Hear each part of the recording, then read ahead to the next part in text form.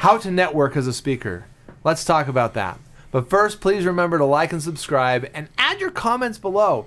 We love to see comments so that we can have a conversation with you and get some feedback on these. Now, Bobby, how do you network as a speaker? You network as a speaker in some ways, just like you network as any business owner. You go there to find out what you can do for the people at the networking meeting. There's books, there's hundreds of books, there's videos, there's YouTube videos all over the place about how to be a networker. And I know you've even taught networking, right? Right, Brett? Yeah. So one of the things that I did actually claim myself as a networking specialist. And so one of the things that I found is that a lot of people that are teaching networking are teaching it backwards and inside out. So they start with the mechanics and they work from the mechanics of networking to the connection to, they usually don't even get to self, right? But in the way that I look at networking, it's you start with who you are, what you're all about, why are you even networking in the first place? Then you think about the connections that you're making with people, and then you start worrying about the mechanics of who am I connecting with, how many times am I connecting with them, and so forth. And there's all kinds of stuff out there about how to do this. Everybody's got an opinion. The big thing is to be thinking about what I can do for you, or how to be real and genuine in the networking meetings. Now, that's for everybody, right? That's what everybody should do in a networking meeting. But there's some golden opportunities for a person, a speaker, or somebody wanting to become a speaker, or it is a great place for you to practice your craft and for you to test out if you're making an impact or if you're engaging people. This is an opportunity. Networking meetings, almost all networking meetings usually they have an opportunity where they give people that come often a longer time. So most networking meetings, right, you get 30 seconds, you get to tell what your stuff is about. Bobby, really quickly, before we go into that in further detail, let's share with our people, what is a networking meeting? What are some examples of some networking meetings? Okay, that's good. Well, there's only about 1,000, but some of the big ones like BNI is a really big one. That's something you pay for. And there's a whole lot of, I know here in Utah, there's a lot of local ones. You can pay anywhere from $300 to $500 a month to be a part of. So these are very high-end networking meetings. Then there's just some get-togethers, some meet-up networking events where businesses, and they hand out each other's business cards. They aren't all the same. And some of them are a little better organized, and they have better kind of people in them. They're actually owners of businesses and stuff like that. So higher caliber people. Maybe I don't. That's yeah, higher caliber. Sure. The key here, though, is it's an opportunity for you to test your skills. Because like I said, most networking meetings have an opportunity. If you're there often, the problem with most people that do networking meetings, they don't do it long enough. They don't become a part of that group, and that's the key. Well, and it's really a chance to get in front of some people and get feedback. I mean, we talk a lot about always be speaking. If you're a speaker, speakers speak, right? And so you need to be finding an audience every single chance that you get. Networking meetings is a great place to find an audience. Like Bobby said, you get time sometimes to actually get up and speak, and maybe you get a 10-minute opportunity every month that you meet.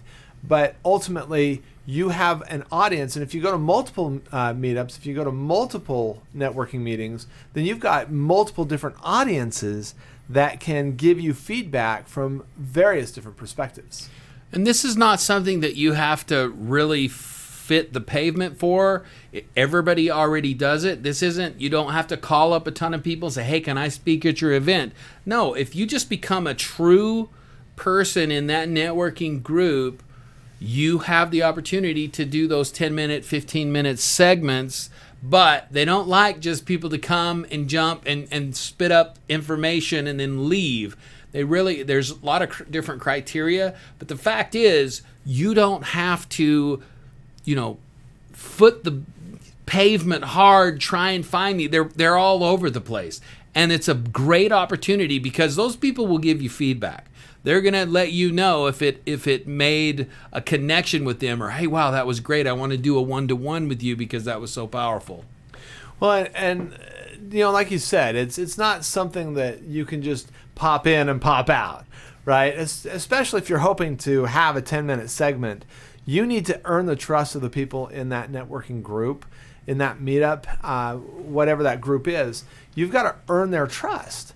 It's almost like you want to make friends. So that's the other thing that I teach about networking. It's not really about going out and finding people that will work with you, or finding people that will do or buy your stuff, finding people in this case that will listen to you and give you feedback, right? Networking is really about people meeting people and finding common interests. And if you are going to a networking group just to speak, you're not looking for people that have common interests. You're really actually kind of hurting yourself as a public speaker, and I would even say as a person. Yeah. But with that said, the golden opportunity here is that they're really used to crappy speakers.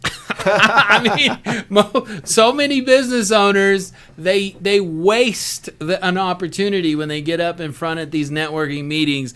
They're horribly boring. They spit out what their stuff is, and it doesn't make any sense. Or, Jim is a great guy, but man, he is so boring. I will work with him, but you have a great opportunity to learn. So what you're saying is that if you're interesting, then you might actually break up the monotony a little bit, and people will like you. Absolutely. I'm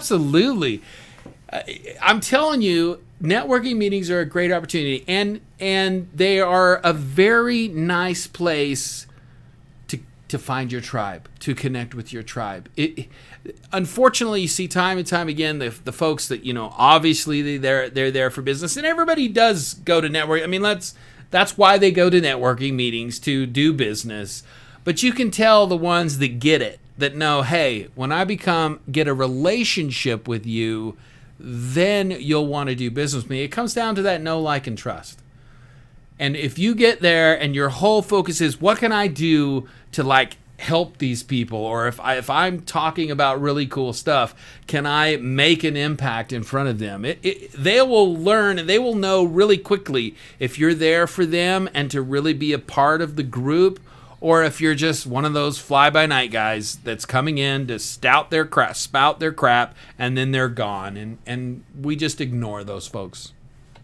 Awesome. Well, just to sum things up then, there are lots of places that you can go to practice your craft as a speaker, to get to know more people that might even promote you as a speaker, and to learn more about your topic as a speaker. But all of these places have people, and people want to connect with people. They don't want to connect with someone that just wants to sell them something. Yet, as a speaker, you can really make an impact because you're probably more interesting and better polished than other business owners that are there to sell. So at this point, share your comments. What do you think about networking as a speaker? What are your problems? What are your concerns? Or what are the things that you've found that actually work for you? Comment, and remember to like and subscribe so we can continue to add more value to you and the lives of other speakers.